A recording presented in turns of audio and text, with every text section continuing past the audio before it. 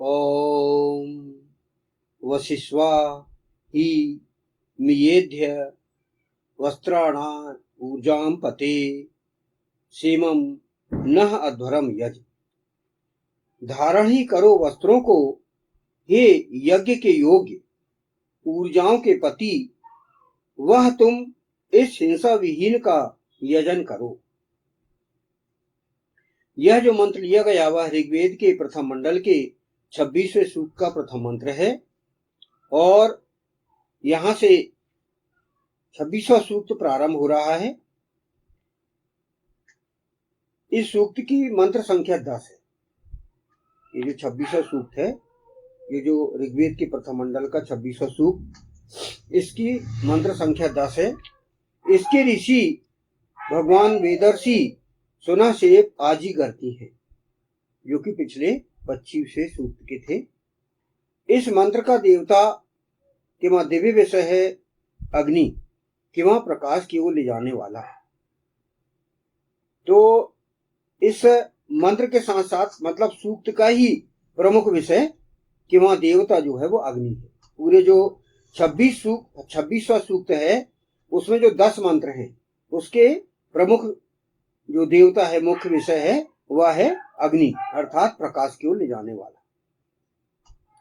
इस जो प्रथम मंत्र है जो लिया गया, इसका छंद है आरसी उष्णिक और ये जो प्रथम मंत्र का स्वर है ऋषभ। तो जैसा कि इस मंत्र में बाद में कहा गया, हिंदी अनुवाद पढ़ता हूं मैं। धारण ही करो वस्त्रों को, हे यज्ञ के योग्य ऊर्जाओं के पति, वह तुम इस हिंसा विहीन का यजन करो। वशिष्वा ही मियेध वस्त्राणा ऊर्जां पते सीमम नः अध्वरम यज। तो इससे संबंधित जो मंत्र है वह पूर्व में आ चुका है। पिछला जो 25वां सूक्त है उसका 13वां मंत्र। इसमें कहा गया है विभद्दार्पी हिरण्यम वरुणः वस्त्र निर्निजम।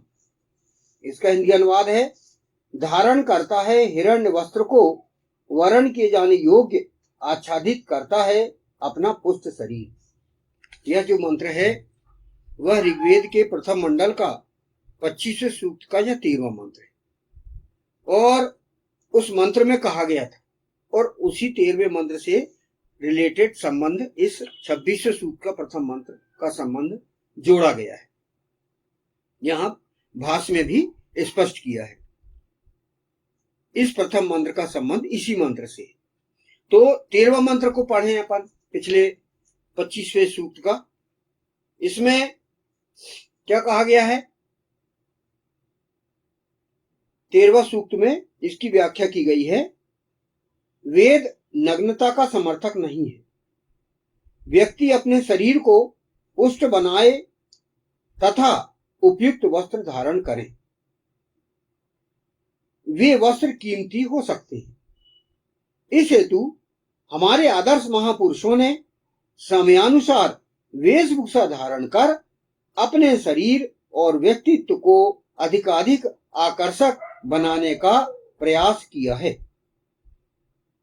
भगवान राम, भगवान कृष्ण भव्य वस्त्र और आभूषण धारण करते थे। आप उनके वेशभूषा देखिए, बिल्कुल वस्त्र बहुत भव्य वस्त्र और साथ साथ माने हिरण्य वस्त्र कहा गया, हिरण्य वस्त्र आया है इसमें। तो हिरण्य मतलब कीमती से कीमती वस्त्र और सोने चांदी हीरे से जड़ित वस्त्र। आप उनके वेशभूषा देखिए, सिर में सोने का मुकुट और मोतियों की मालाएं, मणि माणिक्य की मालाएं, बाजूबंद, और आप उनके भव्य दर्शन आप करोगे, देखोगे तो आपकी आंखें चौंधिया जाएंगी। यानी ऐसे जो हमारे जो आचरण नायक है, जो वेद पर आचरण करके दिखाते हैं, यही मंत्र के आधार पर उन्होंने अपनी वेशभूषा को धारण किया। ईशान ये नहीं कहता कि आप कैसे भी वस्त्र पहन के घूमते रहो। आपको अपने व्यक्तित्व के आधार पर आपको वस्त्र धारण करना है, तो समयानुसार वस्त्र धारण करना है। घर में रहे तो वो भी, घर में भी अच्छे कपड़े, बाहर निकले तो भी कपड़े, कहीं अपन जाते ना, कहीं फंक्शन में जाते हैं, कार्यक्रम में जाते हैं तो अच्छे कपड़े पहनते हैं। पूजा पाठ वगैरह, स्तवन वगैरह अपन करते हैं, यज्ञ वगैरह, उस समय तो अलग वस्त्र रहते हैं। तो मतलब हमें अपनी वेशभूषा बिल्कुल बढ़िया, समयानुकूल और अच्छी रखना चाहिए। ऐसा नहीं है कि जो वस्त्र धारण करे बस वो ही पहन के घूम रहा है, ऐसा नहीं। ईशान परम परमात्मा हमें भोग करने के लिए कहता है। वह कहता है कि भाई मैंने ये जो सृष्टि बनाई है, जो मेरी जो शक्ति है, वो जन सामान्य उपभोग करे। और को कहा गया कि आप फैशन करिए, युगानुकूल फैशन करिए, लेकिन फैशन ऐसा भी नहीं कि वो भद्दा हो। फैशन जो है सभ्यता से भरपूर हो, सभ्यता वाली फैशन। आज की ऐसी फैशन है जो कि नग्नता को लिए हुए। यहाँ वही पहले ही उसमें एक लाइन कह दी गई है, वेद नग्नता का समर्थक नहीं है, किंतु जो है वो आप अपने जो वस्त्र धारण आप करेंगे तो वह युगानुकूल, समयानुकूल, रीति रिवाज के अनुसार वो करिए। और वस्त्रों में या कपड़ों में टाइप्ड नहीं होना है। कई संस्थाएं हम देखते हैं कि वो एक ही प्रकार के वस्त्र धारण करते, पीला कुर्ता, सफेद धोती, बस हर कोई वो पहनेगा ना। भाई क्या है कि हिंदू धर्म या वेद एक प्रचारक ग्रंथ है, और हमारा जो उद्देश्य है क्या है कि हम स्वयं अग्नि बने और दूसरों को अग्नि बनाए। मतलब हम स्वयं प्रकाशित हो और दूसरों को प्रकाशित करें। तो हम सबसे पहले प्रकाशित हो, हम वेद को पढ़ते हुए, वेद पर आचरण करते हुए, और समयानुकूल हम अपने वस्त्र को धारण करें, और हर प्रकार के हम जो आवश्यक है, हीरे जवाहरात, सोने चांदी, सबका उपयोग कर सकते हैं। ऐसा नहीं, हर कोई ऐसा नहीं।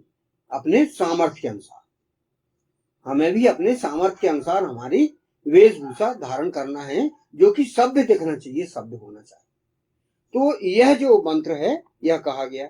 और आगे इसमें कहा गया था अपने शरीर को पुष्ट भी रखना है, पुष्ट भी करना, अपने शरीर को बिल्कुल स्वस्थ भी रखना है।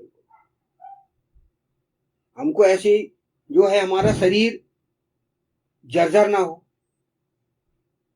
हमारे जो शरीर, क्योंकि हमारा जो शरीर है वो ईशान परमात्मा ने हमको दिया, और वो भी हमको हमारे स्वास्थ्य का ध्यान रखना है। हमारे स्वास्थ्य का हमें स्वयं ध्यान रखना है।